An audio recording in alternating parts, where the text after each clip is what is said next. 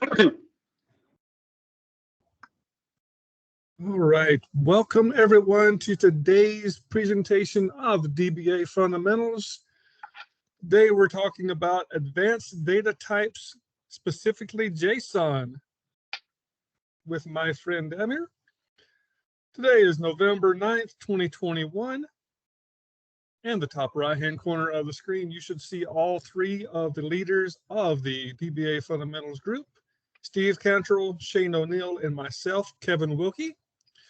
Beside our names, you should be able to see our Twitter handles. If you ever need to get in contact with us, that is possibly the easiest way you can do that.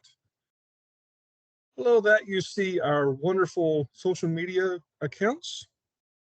The top one is Meetup, where you can find all of our different presentations that we're going to be doing. It's the easiest way to connect to us. I'll reach out to LDFL. Below that is our website, dbafund.org, where you can find all of the previous presentations as well as any of our upcoming presentations. Below that is dbafundtube.com, which is our version of YouTube, where you can get, you can actually watch all of our past presentations. Be sure to sign up on DBA FundTube for our, to be notified whenever the presentations are ready for you to watch. That will just give you a couple of hours, maybe sometimes a day or so notice over the website. You can easily, quickly find them. And be able to watch all this goodness again. Below that is Twitter, where you can actually follow us at DBA Fun. You can also connect with us on our Slack channel and in our LinkedIn group. All of those are great, easy ways to get hold of us and learn and talk to more people about all of our favorite stuff as being a DBA. Remember, this session is being recorded and will be available usually within 1 to 2 days, again on dbafundtube.com. And with that, we go to my friend Damir, who will talk about himself and all the goodness that is coming up. So with that, Damir, I turn it over to you. Can you do it, or I must start to share again? Yeah, you need to share. Okay. You see the slides. So hello and welcome to Advanced Data Types JSON, specifically in SQL Server. And we will do an overview about how JSON can be used in world of SQL Server. I'm Damir Matešić, and I am from Croatia, actually. So a little bit about myself. So for many years, I was a programmer and the Microsoft SQL Server developer. Actually, I started with ASP.NET and C# and whatever. And after that, I oriented myself on SQL Server pretty much. I am certified Microsoft professional on various techniques. I am also leading the Croatian SQL Server user group. I introduced SQL Saturday event in Croatia, and I organize various data platform events in Croatia and all around the world. I am also one of the founders and organizer of Data Weekender. So last Saturday, maybe you were watching Data Weekender. Otherwise, go to dataweekender.com and check the site. We pretty much have conference two times a year. I'm working as senior database developer in the company called Span. And of course, I speak on various community events, conferences, user groups. And sometimes when I'm free, I blog about SQL Server on my blog. You have here my contact details, so you can actually write me if you like, whatever. So today's agenda, first we will see something about JSON and how why we could need it actually in SQL Server. After that, we will find the possible ways to convert SQL datasets in JSON format, and of course, how to read JSON data in SQL Server, how we can modify JSON documents in SQL Server, and finally, we will finish with some additional functions and some tips and tricks to make your life easier. So what is JSON? Probably you know, but we can repeat it.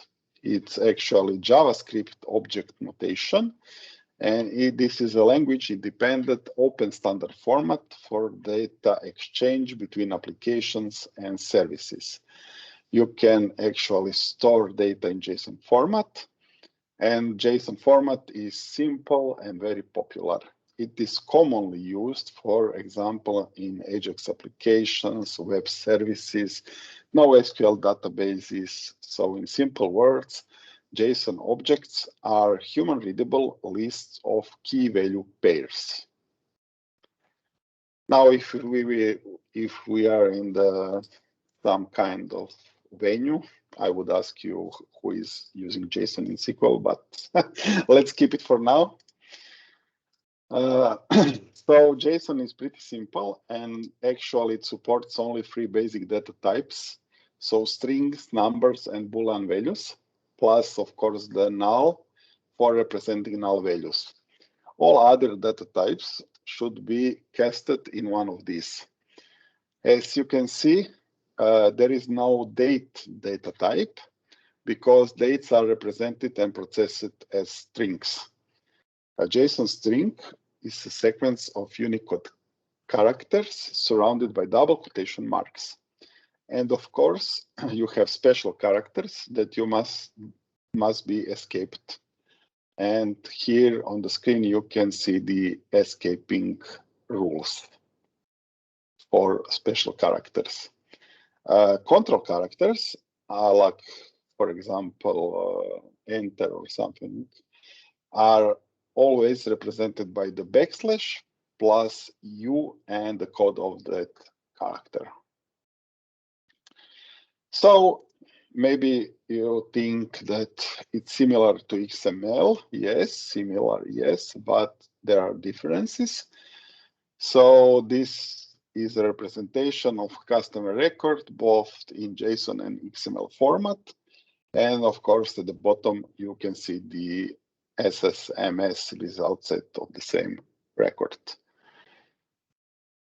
But let's stick to these differences. So compared to XML, JSON format is less verbose and easier to read. JSON objects usually contain less data than XML objects, and it's more adequate for network transfers because, of course, less data means faster transfer. JSON format contains less text than XML format, and data in JSON format are represented by arrays and objects, while XML is a tree structure. XML can, of course, store more complex data types, and it's more robust than JSON.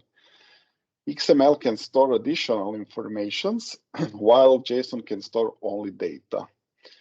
One important difference in the world of SQL Server is that for the XML, you have a native XML data type, you have indexes, and you can actually use it better. And with JSON, you have some problems because JSON is actually stored and used as nvarchar. So you have find a way to make it faster. Maybe also think about compression of this. And you have, of course, problems about indexes because you don't have natively supported JSON index data type like for XML. The main question is why would we even support and use JSON in SQL Server? So like XML, JSON is a standard and it should be supported, of course. Other vendors support it. Oracle, PostgreSQL, and many others. And some of them, such, for example, PostgreSQL, are very serious and robust. But today, many different frameworks use JSON, web services, applications, etc., etc. So this was actually the trigger why we must support JSON in the world of SQL Server. And it was introduced in SQL Server 2016. So let's see how we can convert SQL data to JSON. It's pretty much like creating XML data type in SQL Server. You know that for XML, you have the for XML clause. And for JSON, you have the for JSON clause in the select statement. There are two modes supported. The first one is for JSON Auto, and the second one is for JSON Path. The first one for JSON Auto means that the JSON output will be formatted automatically. And for JSON Path, meaning that the JSON output will be formatted by the query itself. And this is accomplished by using aliases. And its purpose is to create more complex outputs, like, for example, nested objects. We will have a lot of demos, so I will show you all of this. You have 3 additional options that you can use. So the first one is include null values, because normally null values are not mapped to JSON property. So the whole property is ignored if you don't use this option. The second option is root, and is very similar to the for XML root options that you can use to add a single top-level element to the JSON output. And the third option, and last, is the without array wrapper. So by using the without array wrapper option, we can format the result as a single object. And of course, we will show this in the near future on the example. So because of limited data types used in JSON format, SQL Server will convert data types by the rules visible in this table. Data types not supported by JSON in SQL are geography, geometry, CLR-based user-defined data types, and this is all pretty much. And of course, when you convert JSON to SQL, you must cast the data. And let's go to the demo. All clear for now, hopefully. So let's try to use first the for JSON Auto. So as you remember, the output will be formatted automatically. And let's say select gin tonic as a drink for JSON Auto. I'm running this script and I'm getting the error. The reason for that is that for JSON Auto always requires a table. Okay, so now let's use the demo database and let's select the data for JSON, and we get another error. Why is that? Because this sales customers have actually some specific data that I can show you, like special data, and this is not supported, as I told you before. But what will happen, for example, if we try to select this as XML, we will also get an error, because CLR data types are not even supported in XML. Okay, now let's select only a few columns that actually are not problematic. All are supported, but actually I added here one get date because I want also to get the current date time. And when I run this, I will get an error. And the reason for that is that actually every column must have an alias. And in this case here, the alias does not exist. Okay, finally, let's try a good example. I will use this Turbo Cool editor and to show you actually the generated JSON document. So you can see it's an array of JSON elements,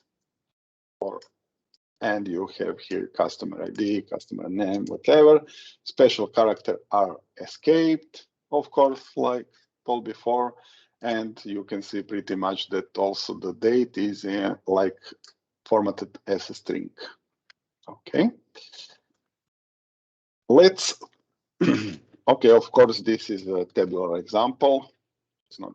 It's not actually so fascinating, but let's see the XML version of this.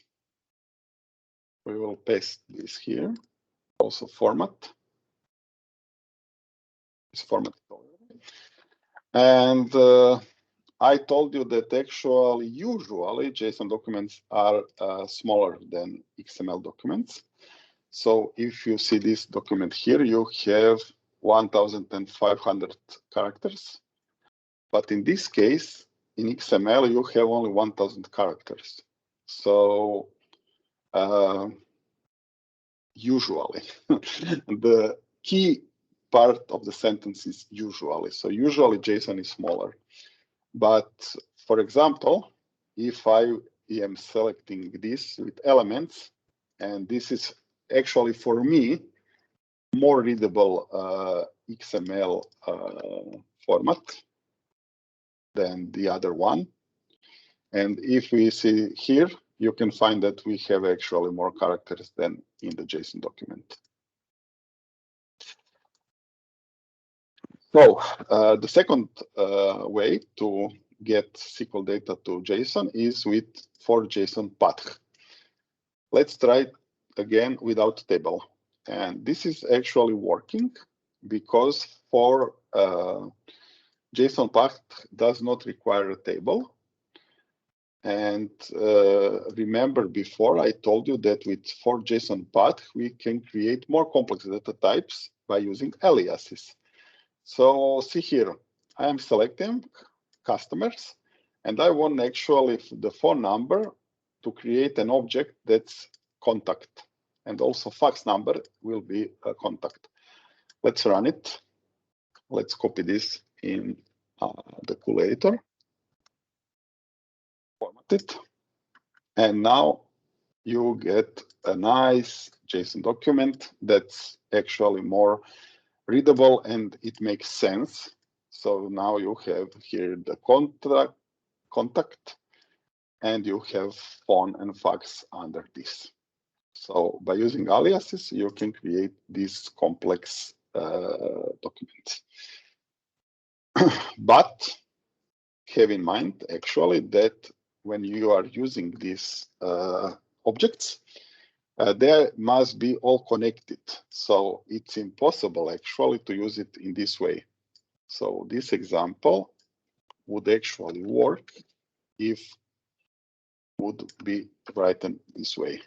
So all the sub-objects must be connected here.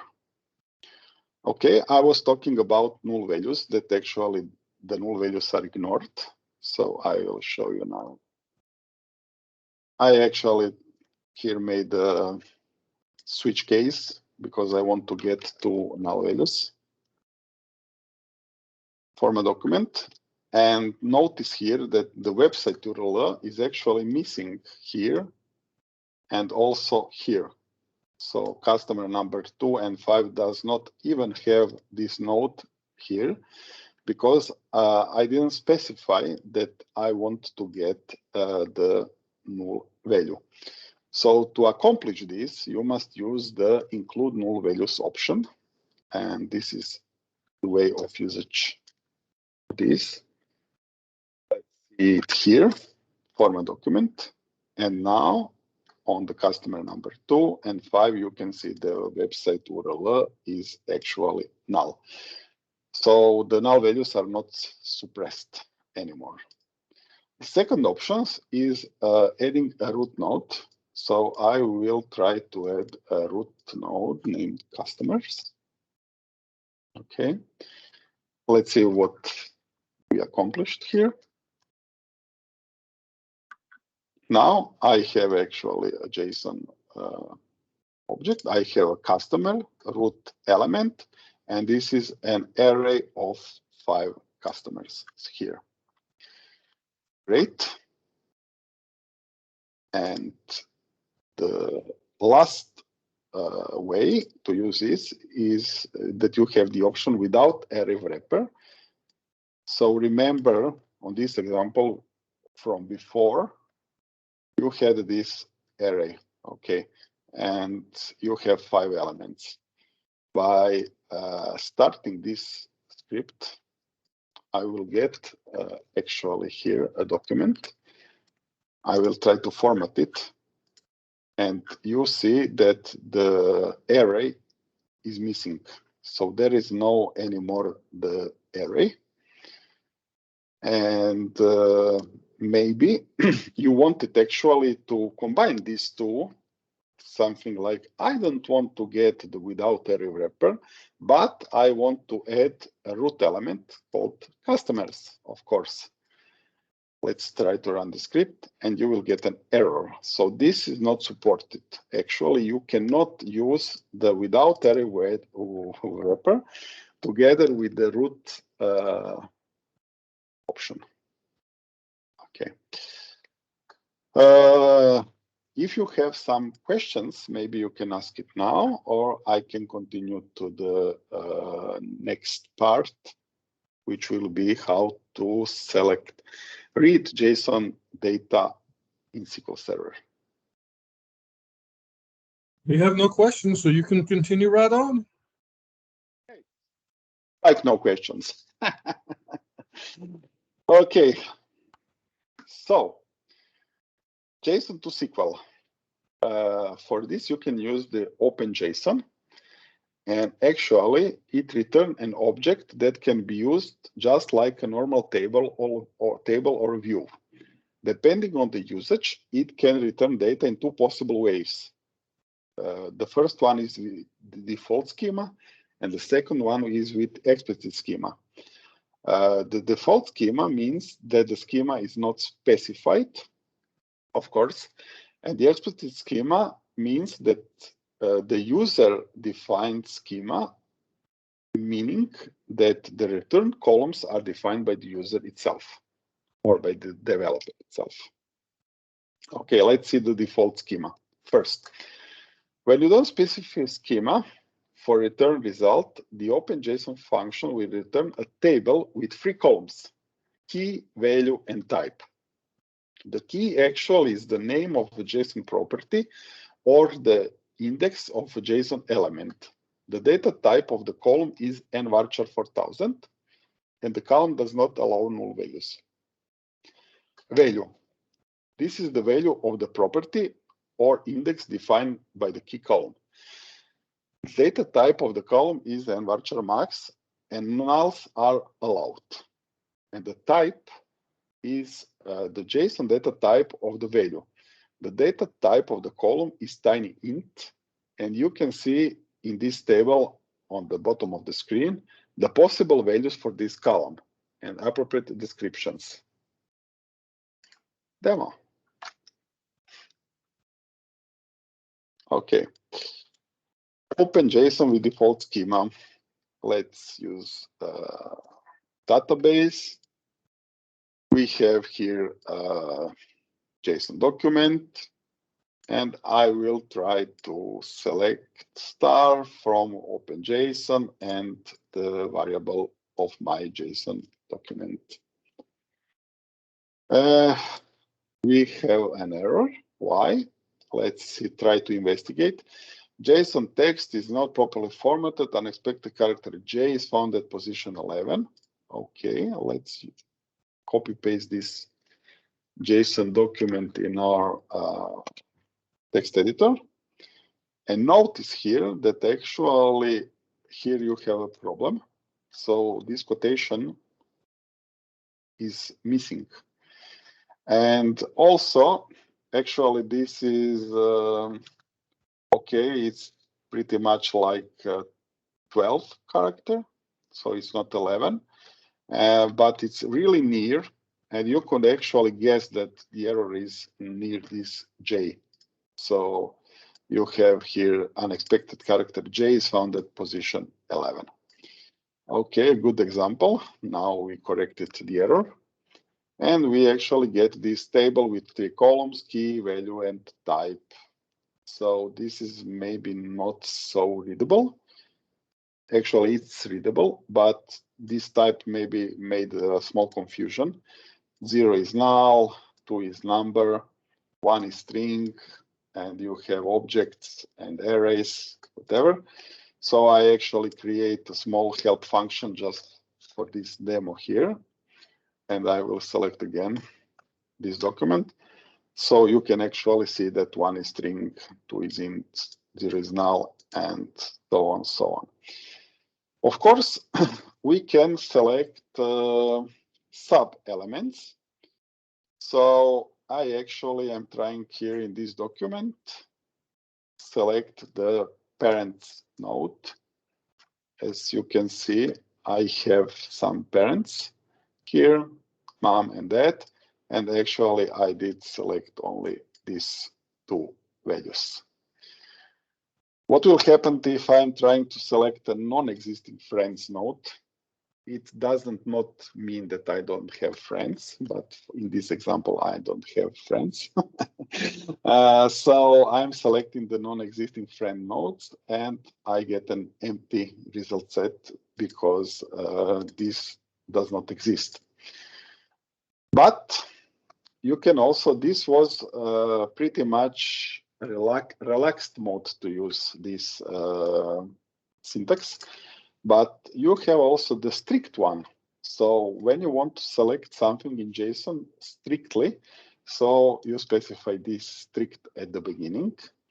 And if I am trying to select with the strict, I will get an error because the SQL Server engine cannot find the friends node, and I get an error.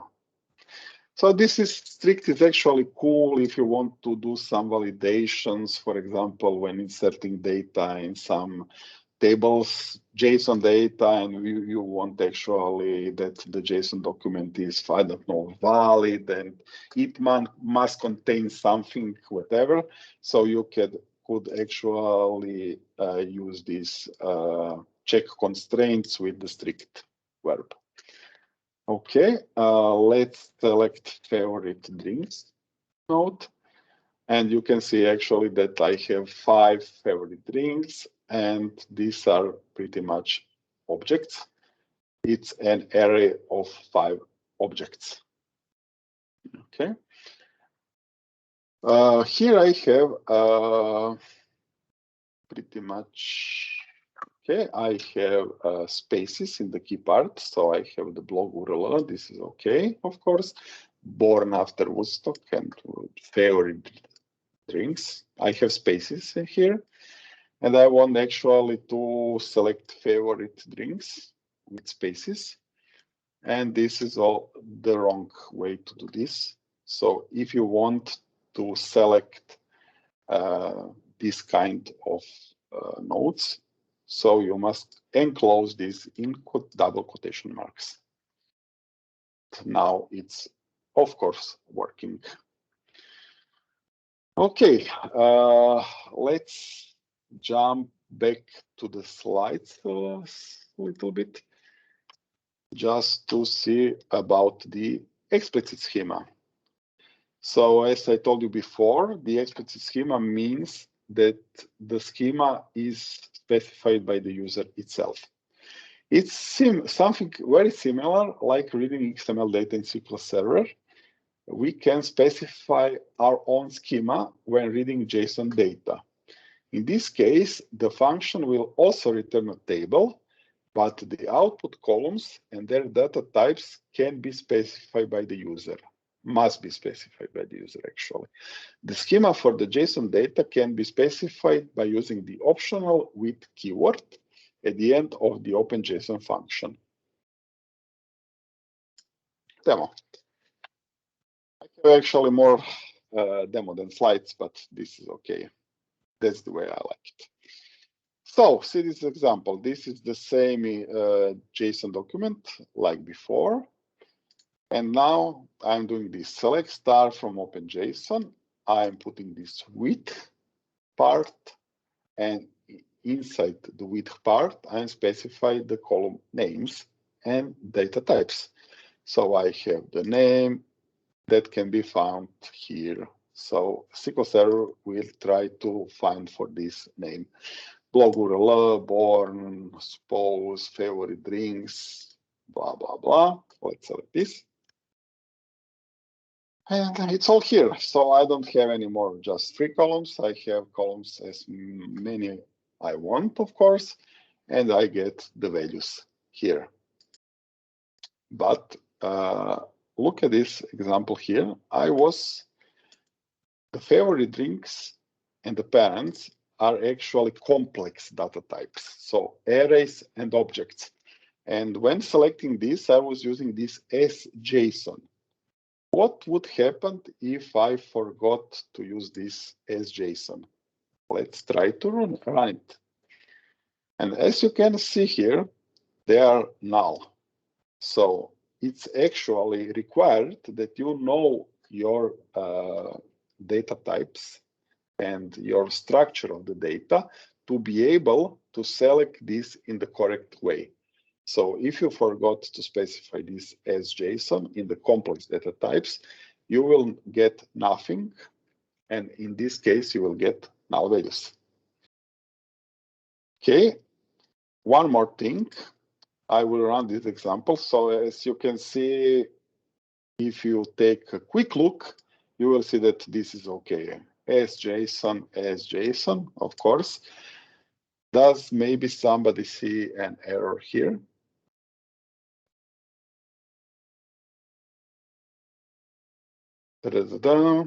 Let's run it. And I get an error. Why? The thing is that when you have complex data types, so when you are using this as JSON, it's actually required that you are using n varchar. Why? Because as I told you before, JSON is stored like n varchar data type. So here it was working, of course. It's the same example, but I was using the n varchar here data type for these complex data types. But in this example, I forgot to the n varchar. I was using only varchar, and now I have a problem, meaning I have an error. Okay, what can we actually do with these complex data types? So we can actually make cross-apply. And now here I am reading. So favorite drinks is actually a JSON. So it's a complex data type. And now I'm cross-applying like inner join, similar to inner join. And I'm cross-applying these favorite drinks here. And I'm also specify with the column names I want to get. So let's run it. And now you will see that for every record here, actually for every favorite drink, I get a row because it is basically an inner join, like joining 2 tables together. But now, as you can see in these 2 columns, I have these drinks pulled out. Okay. Let's return to the demo. To the slides, sorry. And we have actually 2 functions that could be used in such cases.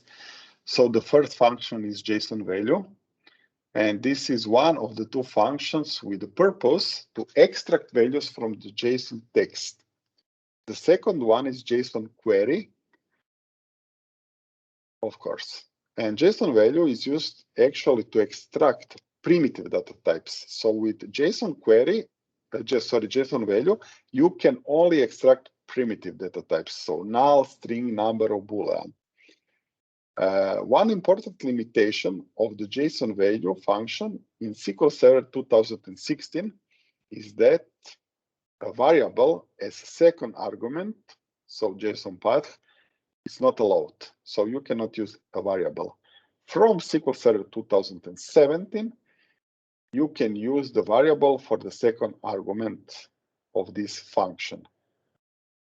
If the extracted value is longer than 4,000 characters, the function can return a null or exception. So in relaxed or laxed mode, it returns null. And when you're using the strict mode, you will get an error. JSON query is used to extract a JSON fragment or to get actually complex value type. So with JSON query, you can extract only arrays and objects. The function returns a JSON fragment of type nvarchar 4000 characters, and the collection of the return value is the same as the collection of the input expression. If the value is not an object or an array, in lax mode you will get null, and in strict mode you will get an error. So everybody mute self.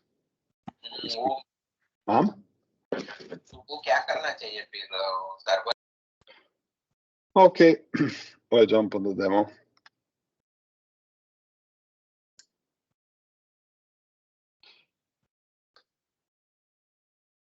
So, JSON value. As you can see here, I have the same JSON document like before. And let's see. Let's try to select this. So, name, John Doe, okay, blog URL, okay, suppose, okay, it's here because it's null. Burn after Woodstock, okay, but favorite drinks, its favorite drink is actually extracted because I specified actually here that I want to get from the first favorite drink its name. So you have it here. The non-existing node, it's also written like null because I don't have this node here in the document. And here the parents node is actually a complex data type, so it's an array or an object, for example. And as told before, you cannot use JSON value to extract complex data types, so it is written as null. Okay. What will happen if we are using the strict with non-existing node? Let's run it. We'll get, of course, the exception because strict forces us to have something. What will happen if we try to select a property value or string that has more than 4,000 characters? In the relaxed mode, you will get null, but when using the strict mode, you will get an exception. So, okay, JSON query. You know that the JSON query is to extract complex data types. So let's try to select few of these. And notice here that actually the only column that return a value is favorite colors. Why? Because the favorite colors is a complex data type. So name is null. Born after Woodstock is null, and second color non-existing actually is it's not non-existing, but it's the second item of the array of favorite colors is also null. Why? Because these are primitive data types, and you can use the JSON query only to extract complex data types. And the last example for this is when you are using the strict. So when using strict, of course, you will get an error. Why? Because you cannot extract primitive data types with JSON query. So if I remove this, sorry, wrong one, this, and this, so I'm not using the strict one, I will get the result, of course. Okay, so far so good.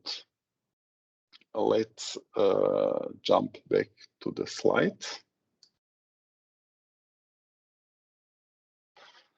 Okay, modifying JSON data. So to modify JSON data, you can use the JSON Modify function. It allows you to update the value of an existing property. You can also add a new element to an existing array. You can insert a new property and the value of this property. You can delete a property based on a combination of modes and provided values. So basically, for everything you want to modify inside the JSON document, you can use the JSON Modify function. It returns updated JSON string, and you probably want to know what if you have multiple changes. So you have a starting JSON document and you want to make 2 or 3 changes. It's pretty much like the replace function. So replace, you know. Multiple changes requires multiple calls of the same function. Demo. Okay. JSON modifier. Okay, I have a basic JSON document here, and I want to add a new node called currently presenting with a value of 1. Actually, I was aiming to get a bit like true. Currently presenting, yes, true. Let's run it. Here is the just let's turn off statistics here. It will be more readable. Okay, here is the result, as you can see. And so name, John Doe, blog URL, okay. And the new node that wasn't here on the starting document, currently presenting, and I get 1. Why is that? Because, for example, the SQL Server int data type has a higher precedence, of course, and SQL Server don't know what my intentions are, and he was thinking, oh, he wants to add a number 1. Okay, so how we can solve this? We can solve this by casting, of course. So if I want to tell to the SQL engine, I want you to take this one as a bit. So I must cast the data type as a bit. Let's run it. And now you can see that the resulting document has currently presenting true. And that was my intention from the beginning. Okay. What will happen if we try to add a new property, but this time by using strict? I think you can guess we will get an error. So you cannot use strict to adding a new property. Okay. Let's add a new array. So I have here meetup lists array. As you can see, I have 2 elements of this array. I have my document. I want to add a meetup node with the meetup list. Let's run it. Let's go to the turbo editor. Let's format it. And notice one thing. So what you can see here, this is not an array. So special characters are escaped, and this is actually a big string. So I didn't get an array or complex data type, I get string. And that was not my intention. To be able to get array, you must use this JSON query. Remember before that JSON query is used for complex data type. So I can actually use my document. I am adding a new node, meetups. And now I'm telling to the engine that this is a complex data type. This is not anymore a string. Let's run it. Is it here? Format it. And now we are talking. So now I actually get the new meetup property, and it's actually array with 2 meetups inside. Okay, how can we remove a JSON property? It's simple. So we have here a larger document. You have these favorite drinks, and I want to remove these favorite drinks. So I'm telling to the SQL engine, favorite drinks, the new value is now. Let's remove it. And now the resulting document does not have anymore the favorite drinks. Second example, we have these 2 meetups. Remember, new SQL Server functions, SQL and JSON. And I want to remove the first meetup. So I want to remove this. What will happen? So it's not removed totally, it's replaced with null. So actually we have 2 elements, but the first one is null. But what if we want actually to remove the whole element? It's not so simple. So actually you must pass the new value of this. So I'm passing this. This is 1 element array. I have the starting from 2, and I am passing. Let's replace meetups with JSON query, meaning complex data type of the meetup list. When run, I get this result. So nothing is simple with JSON, but we have some possibilities. Okay.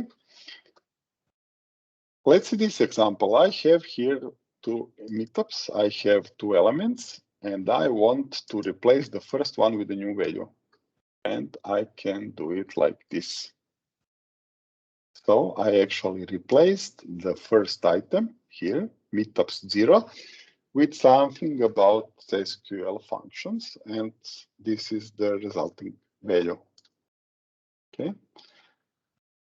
And now what will happen if we try to replace the first element of the non-existing lectures array?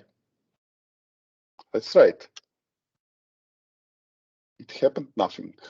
So SQL Server could not replace this first element because it's non-existing. So the document does not contain the lectures item. But we can, for example, use the append. So I will try, for example, to append a new meetup. And here you are. So I've started with 2, and now in the result, I have 3 elements. I can do it by append. And now let's return to the previous example. I was trying to add lectures, you know, I wasn't lucky about that, but what will happen if I'm trying to append the lectures and 1 element to this? That's right. Ta-da! So I have here the lectures node, and I have the first element of my array. It's something about new SQL Server functions. Okay. Next, strict. You remember the strict? Let's see. We have a non-existing lectures node. We are using strict, and we want actually to change it. Let's run it. Of course, error. Property cannot be found in specified JSON path. But let's see what will happen to in this example. Okay, we have a favorite drinks, we have the strict, and we have the null. So usually without strict, I will run it first without strict. See, you have the favorite drinks is missing. So we started with favorite drinks, and we finish without favorite drinks. Let's return this script to the beginning. Let's run it with strict. And the result is this. So this is a way if you want to have the starting node, but only to change it with null. So without string is totally ignored, the whole node. But with strict, it's not ignored, but it's with null. Okay. And of course, multiple changes, multiple calls. So I want to do 2 modifications to this document. For example, I want to remove the favorite drinks, and I want to do something with meetups here to add an array of meetups. And to accomplish this, I must run the script 2 times. JSON modify the first modification and JSON modify the second modification. It's pretty much like this: replace, replace, replace, replace, and whatever. Okay. Is JSON to JSON or not? ISJSON is a function that actually checks if the input string is a valid JSON data. It can return us 3 states, 1 for yes, 0 for no, and null for null. But there is slightly one small problem, if you ask me, because ISJSON does not check the uniqueness of keys at the same level. So see this JSON document on the right of the screen. I actually am not pretty sure that this is a completely valid JSON document, but SQL Server, when using the isJSON function, will return 1, will return yes, it is valid.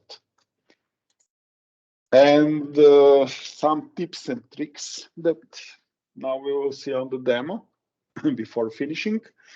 So we will see how we can import JSON from a file. We will show you some performance tips, how to index JSON data, and some cool 2 or 3 examples, maybe that for which I like JSON in SQL Server. As demo. Okay, is JSON. So let's run this block here.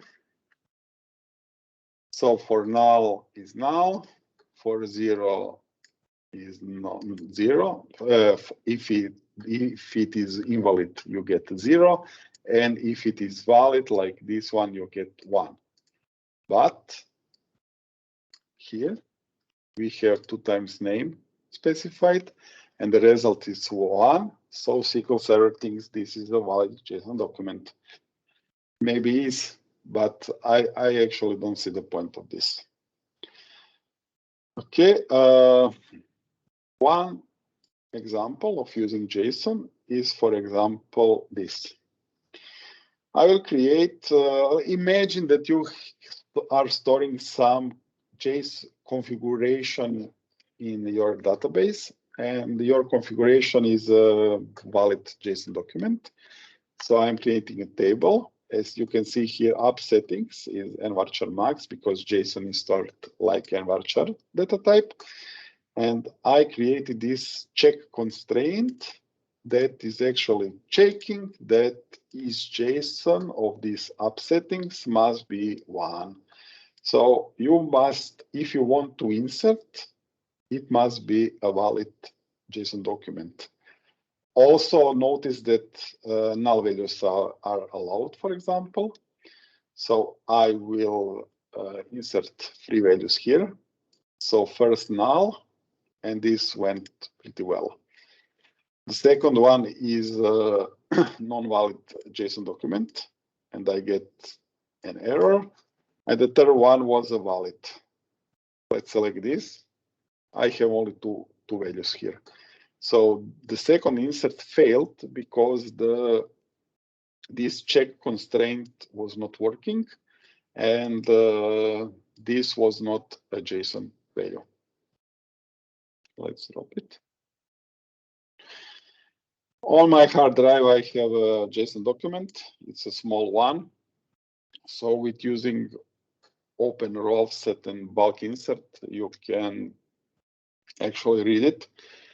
And it's very handy. And I use this many times to import some really large JSON documents from my hard drive to SQL Server database. So it's possible and you can use it. Now let's talk about indexing JSON and do it a little bit faster. Okay, I'm creating a table. I will insert some test rows. It's not so much, but okay, I'm turning on statistics. And now, without any modifications, I will select all rows that the postal city name is Idaho City. Let's run it. Execution plan is okay. Cluster index scan, meaning the whole table is scanned, of course. And if you see the messages, it's not so much data, of course, but you will see some improvements later. So I had 75 logical reads, and the whole query took about 15 milliseconds of CPU time, and 6 milliseconds totally was used for this. But imagine that actually I have here some gigabytes of JSON documents, and this query would last forever. Okay. Now I will add first a computed column. So I am adding the customer city like JSON value, and actually I'm extracting this postal city name. I'm creating index on this column. The index is here. And now let's repeat the same query. Even I'm not using the computed column, as you can see. I am using the original column, but I edit this, okay? And I indexed this one. But the query is totally identical, like before. Now let's see the execution plan. If you look at the execution plan, it's different than before. We don't have the call index, but actually I am scanning just the index. So this IDX customer city is scanned, and I have a key lookup. Let's talk about duration and reads. So, okay, it was 0 milliseconds. Okay, it's not totally the true, but we are getting better. And we had only 7 logical reads. So before, without the index, there were much more logical reads. Okay. The second approach you could use to make it faster is, for example, by using full text catalogs. Now it will take some time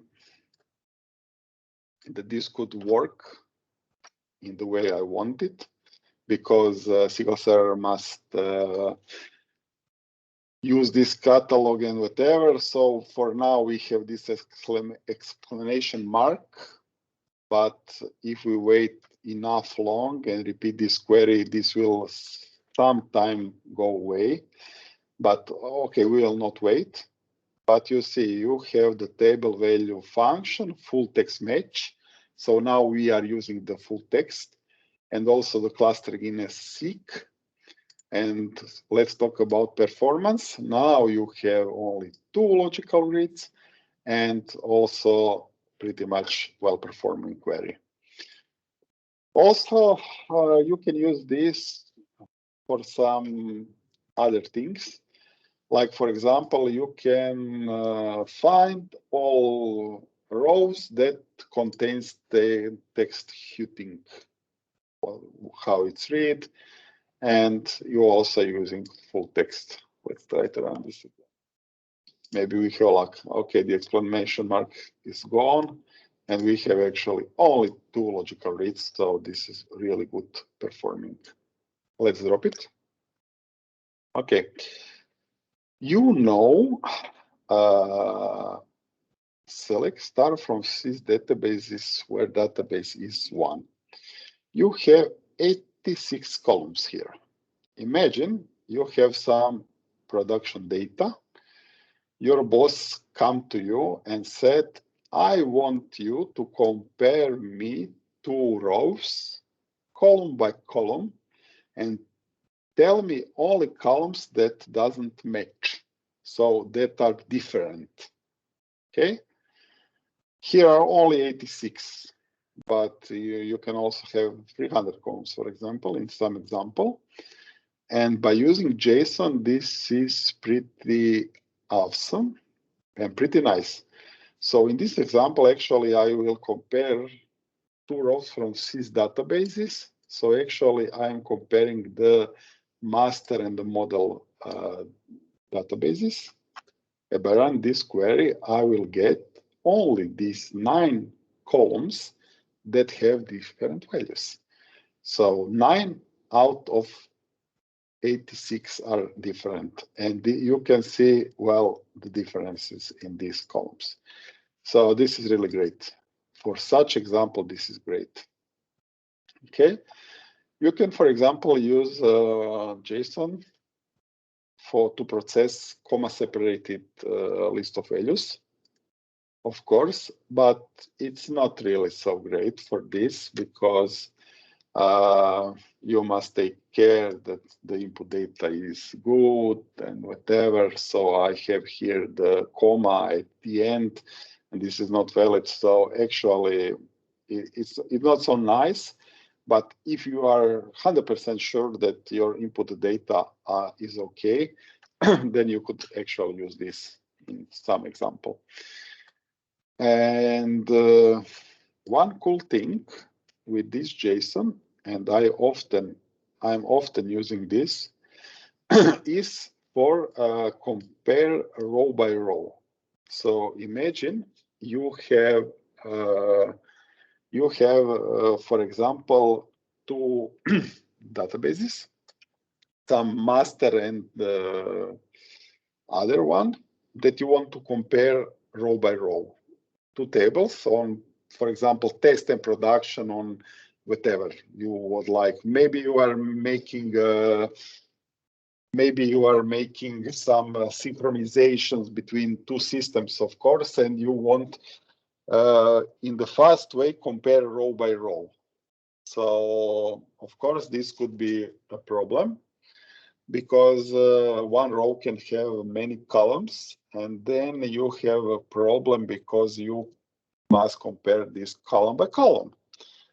And what I am doing actually is that firstly, I'm calculating the column hash code. So for this, I'm using the SQL Server function hash bytes. I am passing the hash algorithm I want to use. And the whole row, it's actually converted to JSON, as you can see. So this one row, I am first converting into JSON, and then I am hashing it. And now when I select, when I execute this, I am getting the hash value for the whole row. So this is the hashed value of the whole row. And if you have 2 systems that you want to sync row by row, this is a great way to do this.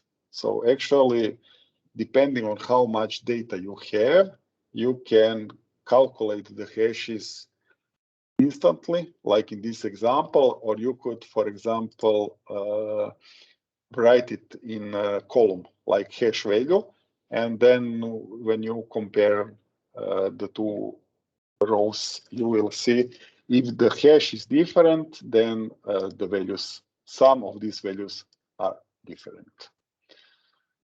And this is all about demos. Slides, much. So thank you very much. I will be here a few minutes if you potentially have some questions. And of course, you can mail me anytime you like. Thank you very much.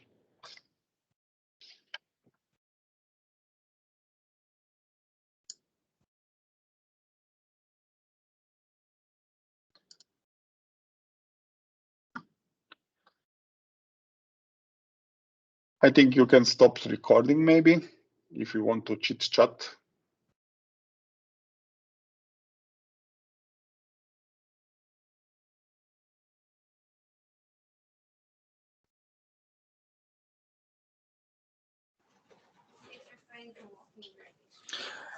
That was great. Thank you, Damir.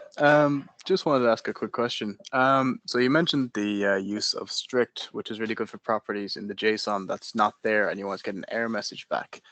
Would Yes. there be any reason that you can think of to not use strict? Yes, maybe because sometimes I don't want to get the error. Yeah, exactly. You know, that was really good. Especially like the idea of getting the JSON into the database using that single CLAB. It was great. Yes, because strict actually force you to, many times it forces you actually that you must have this value, and maybe sometimes you don't have it, then you actually want to get null or something. So it really depends when you will use it or not. Yeah, exactly. Well, like I said, that was great for us. And just as a sign off, if people want to stay and ask some questions, that's free to go. But this recording will be up on our YouTube channel as soon as we can. And thank you again. That was great, Damir. Okay, thank you. Thank you for all the compliments. It was a pleasure. About the recording, maybe if you want, I can share you also the scripts and presentation. I don't know if you have somewhere to put that. We don't normally. Normally, what we do is we like to link back to the actual author themselves. So if you have like a GitHub or like a blog that you can link back to, we can easily go there. Oh, okay. I don't know. I don't remember if I put this on GitHub or not, but I will send you on email some URL, maybe OneDrive or maybe GitHub. I will check. I will send you this later or tomorrow morning. Perfect. My time. Perfect. Yeah. And what we can do is get them out somehow. That works for us. Okay, so if there are no more questions, I don't know, you have here morning or what's the time there? Well, Kevin's actually in the States, so I think it's midday for him, but it's end of a work day for me, so I can hang out just a bit longer. Nice. Here is evening, so 7 p.m. and I will go home. Perfect. Now. Perfect. Thank you so much again. Okay, thank you very much to all of you, and see you next time maybe. Sounds good. Another cool presentation. Okay. Thank you for having me as a speaker. No, thank you so much. That was really appreciated. Okay. I'm just gonna turn this off now. Bye bye.